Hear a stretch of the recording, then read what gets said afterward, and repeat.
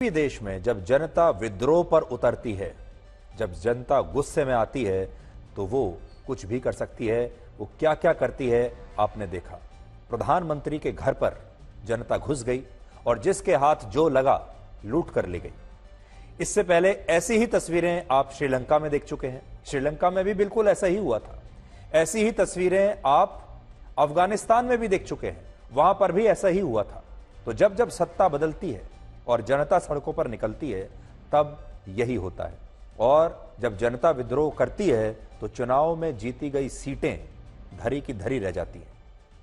जिस समय प्रदर्शनकारी प्रधानमंत्री के घर में घुसकर चिकन खा रहे थे, अंडे खा रहे थे, उसी समय ढाका में शेख हसीना की पार्टी आवामी लीग के राष्ट्रीय मुख्यालय में भी ऐसे ही तोड़फोड़ और आगजनी हो रही थी। और लोग ये कह रहे थे कि शेख हसीना ने बांग्लादेश को बर्बाद कर दिया और अब वो यानी बांग्लादेश की जनता शेख हसीना को कभी माफ नहीं करेगी। आज ढाका में लाखों प्रदर्शनकारियों की भीड़ ने बांग्लादेश के गृह मंत्री के घर को भी आग लगा दी और बांग्लादेश के संस्थापक और शेख हसीना के पिता मुजीबुर रहमान की विशाल प्रतिमा को ध्वस्त कर दिया गया। और इन तस्वीरों की अब पूरी दुनिया में चर्चा हो रही है और लोग कह रहे हैं कि क्या शेख हसीना का विरोध करने के लिए उनके दिवंगत पिता मुजीबुर रहमान का ऐसा अपमान करना सही है, जिनके कारण आज पूर्वी पाकिस्तान से ये देश बांग्लादेश बना था, उन्हीं की वजह से बना था और आज उनकी प्रतिमा को लोगों ने तोड़ दिया। आपने नोट किया होगा, जब भी किसी देश में विद्रोह होता है और एक नई शुरुआत होती है, जब जनता विद्रोह करने के लिए सड़कों पर उतरती है, तो वो अपने ही देश के बड़े बड़े नेताओं की प्रतिमाओं को इसी तरह तोड़ती है। ऐसा हमने और भी बहुत सारे देशों में देखा है। और इसका मतलब यह है कि मुजीबुर रहमान की जो प्रतिमा है, यह असल में बांग्लादेश में चल रही अब तक की व्यवस्था का प्रतीक है और वहां की जो जनता है वो अब इस व्यवस्था को समाप्त कर देना चाहती है और एक नई व्यवस्था पैदा करना चाहती है, जिसमें मुजीबुर रहमान या उनके परिवार का कोई भी सदस्य या उनकी बेटी शेख हसीना का कोई रोल नहीं होना चाहिए। तो ये एक तरीके से वहां की जनता रीसेट बटन दबा रही है, जहां से वो अब एक नई शुरुआत करेंगे। शेख हसीना वर्ष 2009 से यानी पिछले 15 वर्षों से बांग्लादेश की प्रधानमंत्री थी, लेकिन वहां की सेना ने सिर्फ 15 मिनट में उनके देश से उन्हें बेदखल कर दिया। और यह तख्ता पलट भी ऐसे समय में हुआ जब इसी साल जनवरी के महीने में शेख हसीना ने आम चुनाव में प्रचंड बहुमत लेकर अपनी सरकार बनाई थी और 5वीं बार वो प्रधानमंत्री बनी थी। शेख हसीना की आवामी लीग ने इस बार के चुनाव में विपक्षी दलों का दमन करते हुए 300 में से 222 सीटें जीती थी और उनकी सरकार को लोकतांत्रिक रूप से कम कोई खतरा नहीं था। इतना जबरदस्त बहुमत उनके पास था और खुद शेख हसीना ने कहा था कि वर्ष 2029 में भी वो 6ठी बार बांग्लादेश की प्रधानमंत्री बनेंगी और जिस तरीके से वो अपनी व्यवस्था चला रही थी वो बन भी जाती। लेकिन उससे पहले ही उन्हें उनकी ही सेना ने बांग्लादेश से बाहर जाने पर मजबूर कर दिया। सेना और जनता दोनों मिल गए।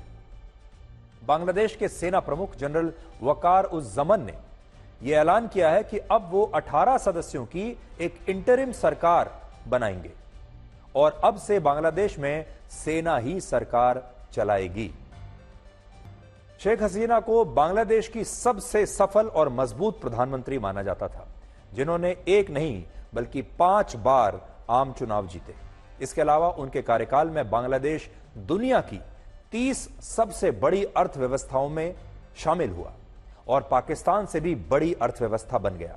हाल ही में बांग्लादेश ने जीडीपी ग्रोथ रेट के मामले में अमेरिका, ब्रिटेन, फ्रांस, इटली और जापान जैसे देशों को भी पीछे छोड़ दिया था और बांग्लादेश में लोगों की सालाना आय में सबसे तेजी से वृद्धि हो रही थी और वहां बेरोजगारी दर सिर्फ 3% थी। लेकिन इसके बावजूद बांग्लादेश के करोड़ों लोगों ने शेख हसीना के खिलाफ विद्रोह कर दिया। इससे क्या पता चलता है? इससे क्या सीख सकती है पूरी दुनिया?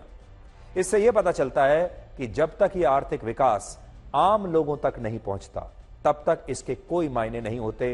अर्थव्यवस्था कितनी भी बढ़ती रहे, कितने भी फैंसी शानदार दिखने वाले नंबर्स हम लोगों को बताते रहें और दुनिया के पटल पर अर्थव्यवस्था के मामले में, आर्थिक विकास के मामले में हम कुछ भी बात कहते रहें कि जीडीपी ग्रोथ रेट हमारा इतना हो गया है, हमारी अर्थव्यवस्था बढ़कर इतनी हो गई है, लेकिन जब तक आम जनता के जीवन में कोई बदलाव नहीं आता तब तक जनता इन नंबर से, इन आंकड़ों से प्रभावित नहीं होती। इसमें कोई शक नहीं है, शेख हसीना के शासनकाल में बांग्लादेश ने सबसे ज्यादा तरक्की की है, वहां सबसे ज्यादा विकास हुआ है और पूरी दुनिया ने इस बात को माना कि जिस तरीके से बांग्लादेश आर्थिक विकास कर रहा है, जिस तरीके से वहां की अर्थव्यवस्था चल रही है, वो काबिले तारीफ है, इसमें बिल्कुल कोई शक नहीं है। लेकिन देखिए कितनी बड़ी बात कि इतना विकास करने के बावजूद, चुनाव जीतने के बावजूद, अर्थव्यवस्था को इतना शक्तिशाली करने के बावजूद शेख हसीना को आज ये दिन देखना पड़ रहा है। यहां दो और बातें बड़ी नोट करने वाली हैं और सीखने वाली हैं। पहली बात यह कि बांग्लादेश में आंदोलन करने वाले भी मुसलमान हैं। जिस सरकार के खिलाफ वो आंदोलन कर रहे थे उसमें भी सभी मुसलमान थे और प्रधानमंत्री शेख हसीना खुद भी मुसलमान है और सेना प्रमुख भी मुसलमान है। लेकिन इसके बावजूद बांग्लादेश में इतना बड़ा विद्रोह हुआ, जिससे यह पता चलता है कि किसी देश में अगर एक धर्म की आबादी ही सबसे ज्यादा होती है, अगर एक धर्म के लोगों का ही पूरा छत्र छाया होती है, तब भी वहां की समस्याएं खत्म नहीं होती। और जो लोग ऐसा सोचते हैं कि जिस देश में सिर्फ एक धर्म की आबादी होती है वहां संघर्ष नहीं होता, उन्हें आज बांग्लादेश का यह हाल देखना चाहिए। मुसलमान मुसलमान के खिलाफ है। बांग्लादेश में 91% मुसलमान है और 8% हिंदू हैं, जबकि भारत के विभाजन के बाद इस क्षेत्र में उस समय 76% मुसलमान और 23% हिंदू रहा करते थे, 23%। लेकिन आज बांग्लादेश में मुसलमानों की आबादी 91% होने के बावजूद वहां इतना विद्रोह और खून खराबा हो रहा है।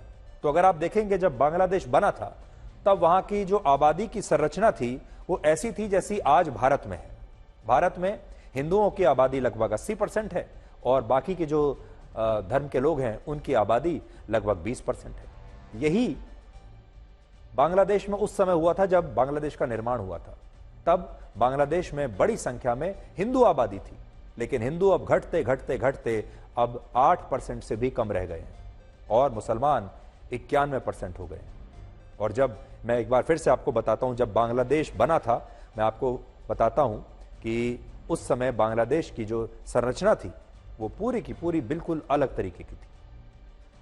दूसरा, जिस बांग्लादेश में इस विद्रोह के कारण 300 से ज्यादा लोगों की मौत हो चुकी है और जो बांग्लादेश पिछले 2 महीनों से दंगों की आग में जल रहा है, उसे हाल ही में आए वर्ल्ड पीस इंडेक्स में 63वें स्थान पर रखा गया था।